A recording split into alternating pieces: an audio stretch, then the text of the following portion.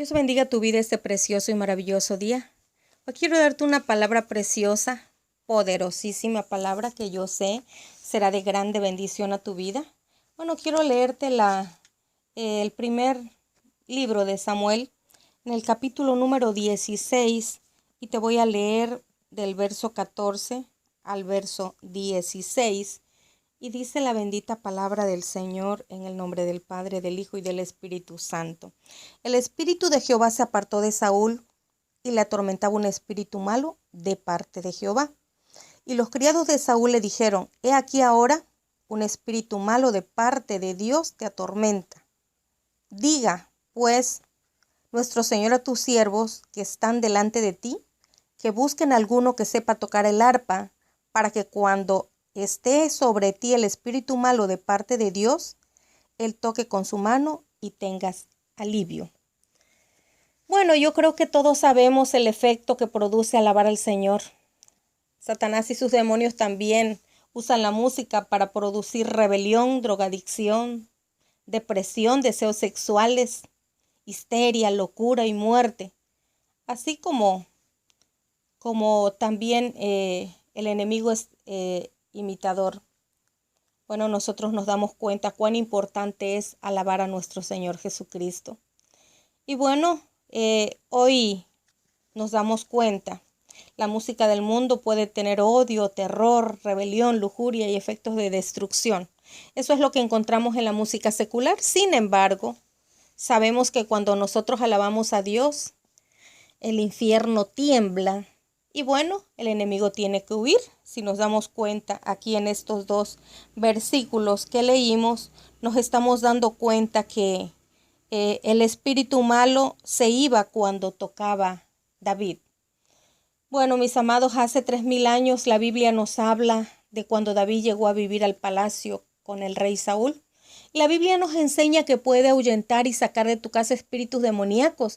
Tiene un efecto tan profundo cuando tú escuchas alabanzas. Pero tristemente la iglesia no se ha dado cuenta de la importancia que es alabar a Dios. Qué tan importante es. Cuando nosotros alabamos a Dios, el enemigo tiene que huir. David, a pesar de ser un hombre, un pastorcito de ovejas, era también un compositor. Él un día, Dios lo llama usando ese talento que le había dado para que con su música entrara al palacio del rey. Imagínate nada más qué cosa tan hermosa. Dice en el verso 14, el espíritu de Jehová se apartó de Saúl y le atormentaba un espíritu malo de parte de Jehová.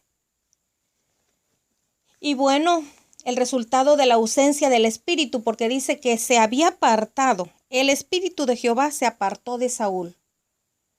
Y bueno, el resultado de la ausencia del Espíritu Santo en la vida de un ser humano, ese es un tormento espiritual.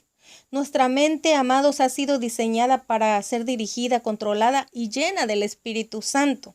Si una mente no se llena de la bendita palabra de Dios, imagínate cómo está. Millones de espíritus pueden entrar a causa de esa confusión y tormento mental. Y bueno, vemos la historia del rey Saúl. David le pidió a Dios en el Salmo 51:11, no me eches de delante de ti, no quites de mí tu Santo Espíritu. Fíjate que anteriormente yo pensaba que cuando una persona aceptaba a Cristo, yo era inconversa en ese tiempo, y yo escuchaba por la radio que algún predicador decía: quien quiera aceptar a Cristo que repita esta oración. Y bueno, yo hacía la oración y yo siempre dije: el Espíritu Santo ya vive en mí, ya mora en mí. Pero bueno, aquí nos damos cuenta que el Espíritu se apartó de Saúl. Y bueno, imagínate si nuestra mente ha sido diseñada para ser dirigida y controlada por el Espíritu Santo, y si nosotros le fallamos al Señor, ¿qué es lo que sucede? Si una mente no se llena de la bendita palabra del Señor, le está abriendo la puerta para que puedan entrar millones de espíritus inmundos. Y bueno, si vemos aquí en el Salmo 51:11, le dice David: no me eches de delante de ti, no quites de mí tu Santo Espíritu. ¿Qué quiere decir? Que sí, el Espíritu Santo se aparta cuando nosotros le fallamos al Señor. Existen influencias de espíritus a tu alrededor. buscando mentes para devorar. Por eso la palabra de Dios dice que estemos nosotros en comunión con el Señor, porque Satanás anda como león rugiente buscando a quien devorar. Dice el verso 15 que los mismos criados de Saúl tuvieron el discernimiento de que un espíritu malo atormentaba a Saúl. La angustia y la falta de paz no era producido por alguna enfermedad, sino por la influencia de un espíritu maligno. Así sucede, amados hermanos, muchas ocasiones. Es necesario conocer un poquitito de lo que significa la guerra espiritual. Nosotros nos movemos en un mundo espiritual y muchas veces la gente por ignorancia no sabe la gran influencia cuando le abre la puerta al enemigo. En el verso 18 podemos ver, dice, entonces uno de los criados respondió diciendo, he aquí yo he visto a un hijo de Isaí, de Belén, que sabe tocar y que es valiente y vigoroso, hombre de guerra, prudente en sus palabras y hermoso. Y lo más precioso de todos dice, y Jehová está con él. ¿Qué no podemos hacer cuando está el Espíritu de Dios en nosotros? Podemos hacer grandes cosas si nosotros así lo creemos. Pero si nosotros dudamos, si nosotros nos limitamos y no le damos esa soltura al Espíritu Santo para que haga lo que él tenga que hacer. Bueno, dice, aconteció al otro día que un espíritu malo de parte de Dios tomó a Saúl y él desvariaba en medio de la casa. David tocaba con su mano como los otros días y tenía a Saúl la lanza en la mano y arrojó Saúl la lanza diciendo, clavaré a David a la pared. Pero David lo evadió 2 veces. Imagínate nada más, el espíritu malo que tenía Saúl, lo que quería era devorar a David. Y bueno, dice el capítulo 19:9, y el espíritu malo de parte de Jehová vino sobre Saúl, y estando sentado en su casa tenía una lanza a manos mientras David estaba tocando. Dice el verso 10, y Saúl procuró enclavar a David con la lanza en la pared. Pero él se apartó de delante de Saúl, el cual hirió con la lanza en la pared, y David huyó y escapó aquella noche. Podemos darnos cuenta cómo es que cuando nosotros nos apartamos del Señor, cuando el Espíritu Santo no está en nosotros, lo que puede llegar a suceder. ¿Qué es lo que estaba pasando con Saúl? Saúl le estaba dando desde el momento en que le abrió la puerta a ese espíritu malo al desobedecer, siguieron entrando más. Cada vez que un espíritu maligno inicia su labor de opresión mental, influye en la mente humana. Entonces, la falta de paz por causa del odio, rencor, amargura, resentimiento, cuando se tiene todo esto, es precisamente que le estás dando cavidad a un espíritu inmundo. Juan 8:44 dice, vosotros sois de vuestro padre el diablo, y los deseos de vuestro padre queréis hacer, porque él ha sido homicida desde el principio y no ha permanecido en la verdad, porque no hay verdad en él. Cuando habla mentira, en suyo habla, porque es mentiroso y padre de mentiras.